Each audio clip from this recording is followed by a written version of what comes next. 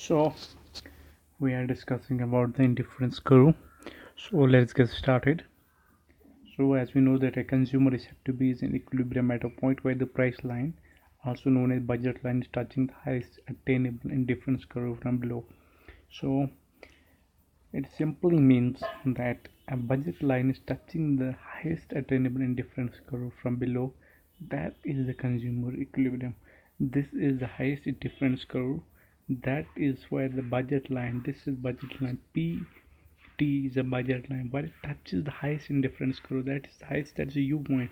This is known as consumer equilibrium point. So you have to understand that what is the consumer equilibrium point. So where the budget line or the price line, we get this line at the PT. PT is a budget or price line that touches the highest attainable indifference curve. That is known as the consumer equilibrium.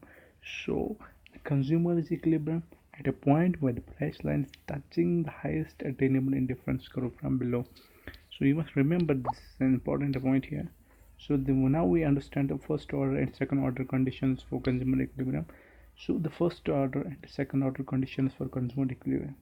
The consumer's equilibrium under the indifference curve theory must meet the following two conditions. So in order the consumer to get the equilibrium, the two conditions must be two conditions must meet under the indifference curve. The first condition is a given price line should be tangent to the indifference curve line.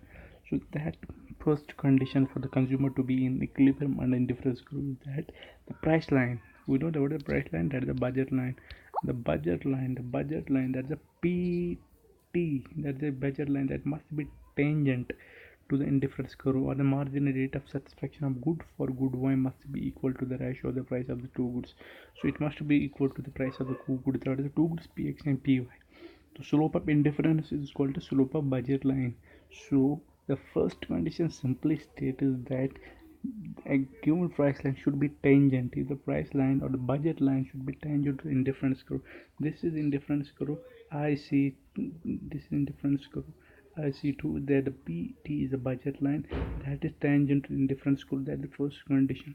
Or margin rate of substitution of x and y must be equal to the price of x is equal to the price of y.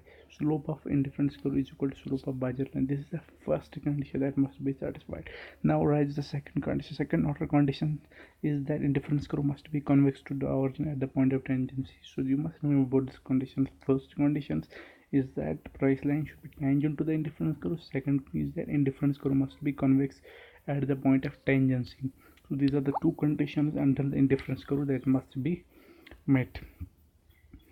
The first order condition, that's a necessary condition. This is important condition. That what is important condition, that it must be tangent, that budget line must be tangent to the indifference curve. Look at here, PT is the budget line and indifference curve IC2, so it is in tangent to the indifference curve IC2, that is tangent to the indifference curve, that must be tangent to the indifference curve, or margin rate of substitution must be equal to the price of x is equal to the price of y. Slope of the price line to be equal to the slope of indifference curve.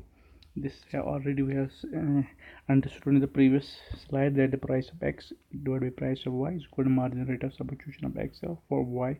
Slope of budget line must be equal to slope of indifference curve. These are the two conditions under indifference curve that must be satisfied for the consumer to be in equilibrium. Now the point is that second order condition, sufficient condition. So you can understand that first order condition is that is a necessary, that is necessary, you cannot ignore that. But the secondary is sufficient condition. Indifference curve must be convex to the origin, indifference should be convex to the origin at the point of the tangency. So this is the point of tangency where indifference curve is convex to the origin. So these are the two important. First is the necessary, second is the sufficient condition. Now we have to deal some important topic here, that is the income effect.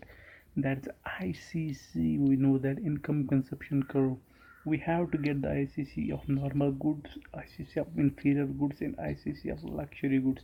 So let's start and understand one by one in detail.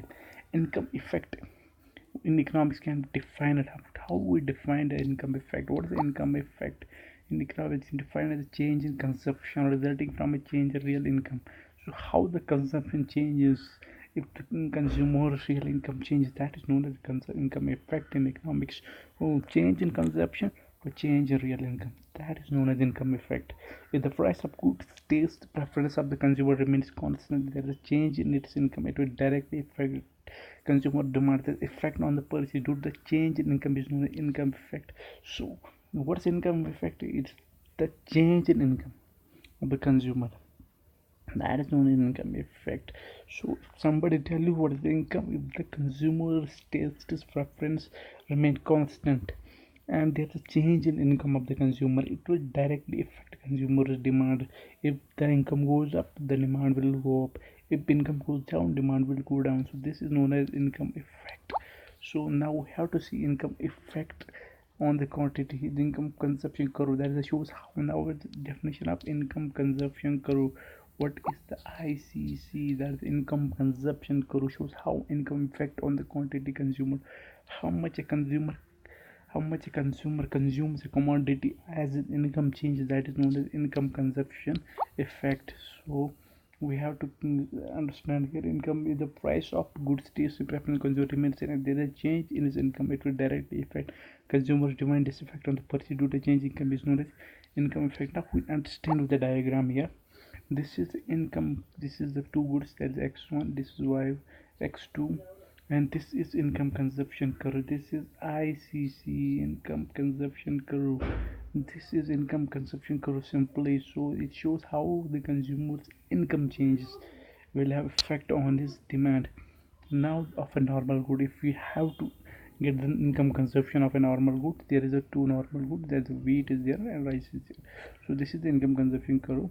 So this is the two goods, rice. And so how well is if income changes, what is the effect on its quantity demand, that is known as income consumption curve. This is for normal good. So you can understand from the figure that how it changes it. Now normal good we already understand. This is inferior good. What is inferior good? Inferior good, you must understand the definition of inferior good. Inferior good is the price goes, the consumer's income increases, the demand for that good decreases, that is known as inferior good. Is the good which is purchased less with the increase in income is known as inferior good. So that is the we have to here is the wheat is inferior, rice is inferior. So this is in case of inferior good income consumption curve. Now income consumption curve, we have put two goods and two good. This is the income consumption for inferior good, and this is inferior good 1 and good 2. So income effect, this is for the necessary good and this is for the luxury income consumption, you can understand from here. So we have understand in this two videos what's the indifference curve.